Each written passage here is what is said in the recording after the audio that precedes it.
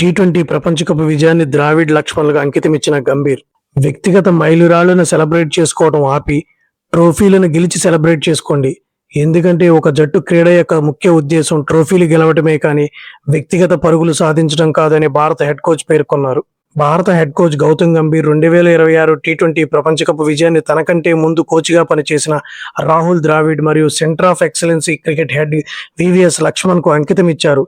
అలాగే chief selector Ajit Agarkar, BCCI మాజీ secretary Jay Shah అందించిన మద్దతుకు ఆయన కృతజ్ఞతలు తెలిపారు. అహ్మదాబాద్లో న్యూజిలాండ్పై విజయానంతరం టీ20 టైటిల్ను కైవసం చేసుకున్న తర్వాత గంభీర్ ఇలా మాట్లాడారు. అన్నిటికంటే ముందుగా నేను ఈ ట్రోఫీని రాహుల్ బాయ్కి, ఆ తర్వాత వివిఎస్ లక్ష్మణ్ బాయ్కి అంకితం ఇవ్వాలి. ఎందుకంటే తన పదవీ కాలంలో భారత క్రికెట్ను అద్భుతమైన స్థితిలో ఉంచినందుకు రాహుల్ బాయ్కి నేను కృతజ్ఞతలు చెప్పాలి. అలాగే తెర వెనక భారత క్రికెట్ కోసం నిస్వార్థంగా ఎంతో సేవ చేస్తున్న వివిఎస్ లక్ష్మణ్ కూడా ధన్యవాదాలు.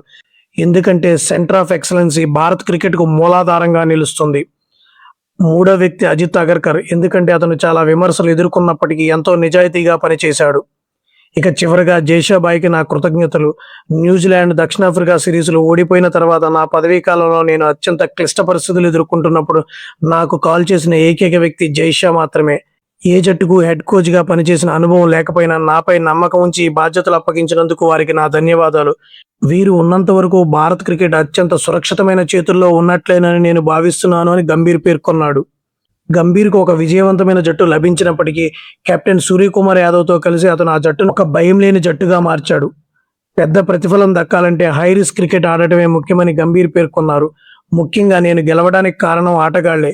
ఒక కోచ్ లేదా కెప్టెన్ ఎంత గొప్పవాడు అనేది ఆ జట్టు ఆటగాళ్ల సామర్థ్యంపై ఆధారపడి ఉంటుందని నేను ఎప్పటి నుంచో చెబుతున్నాను. ఈ టోర్నమెంట్లో వారు ప్రదర్శించిన ఆట, ముఖ్యంగా వారి ధైర్యానికి పూర్తి క్రెడిట్ దక్కుతుంది. టీ20 ఫార్మాట్లో అత్యంత ముఖ్యమైన విషయం ఏమిటంటే ఓడిపోతామనే భయం మనకు ఉండకూడదు.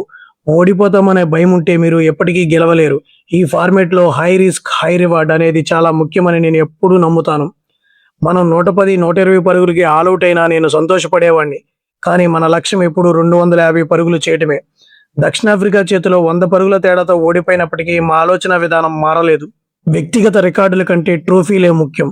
సెమీఫైనల్ మరియు ఫైనల్ మ్యాచ్లో భారత్ వరుసగా 253 మరియు 255 భారీ స్కోర్లు నమోదు చేసింది. జట్టు లక్ష్యాలపై దృష్టి పెట్టడమే ఈ భారీ స్కోర్లు కారణమని గంభీర్ వివరించారు.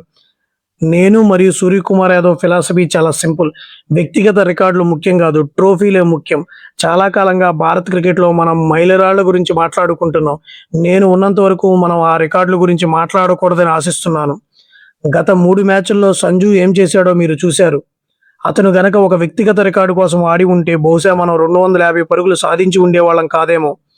ఎవరైనా 94 పరుగుల వద్ద ఉన్నప్పుడు సెంచరీ కోసం 3 లేదా 4 బంతులు డిఫెన్స్ ఆడటం కాకుండా తర్వాత బంతికే సెంచరీ సాధించాలనే ధైర్యం అతనికి ఉందా లేదా అనేదే ముఖ్యం. గత ఏడాది లేదా 2 ఏళ్లలో డ్రెస్సింగ్ రూమ్లో ఎవరైనా 97, 98 పరుగుల వద్ద ఉన్నప్పుడు కేవలం సింగిల్స్ తీయడం ప్రయత్నించడం నేను చూడలేదు. ఎందుకంటే ఈ డ్రెస్సింగ్ రూమ్లో మీరు 97 లేదా 98 పరుగులు మీ సెంచరీతో సమానంగా గౌరవించబడతాయి.